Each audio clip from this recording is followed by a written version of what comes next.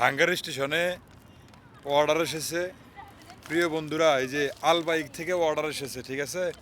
তো আমি মাতামে গেলাম, রেস্টুরেন্টে যাইয়া খানাটা নিয়ে আসলাম। এখন খানাটা আমি পিক আপ করছি। এই খানাটা যাব আমার থেকে মোটামুটি 9 কিলোমিটার দূরে, ঠিক আছে। আর যাইতে টাইম লাগবো 17 মিনিট। 9 কিলোমিটার কাস্টমার, যাইতে টাইম লাগবো 17 মিনিট, ঠিক আছে। এই যে আমার গাড়িটা ওইখানে পার্কিং করে গেছি। 2 ঘন্টা পার্কিং, ফ্রি পার্কিং।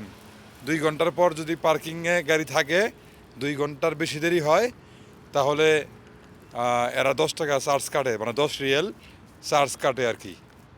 কিন্তু যেহেতু আমি এইখানে রেস্টুরেন্টে গেলাম 5 মিনিট আর আইলাম 5 মিনিট, অতএব আমার কোনো টাকা লাগবো না, কোনো রিয়েল প্রয়োজন হবে না ইনশাল্লাহ।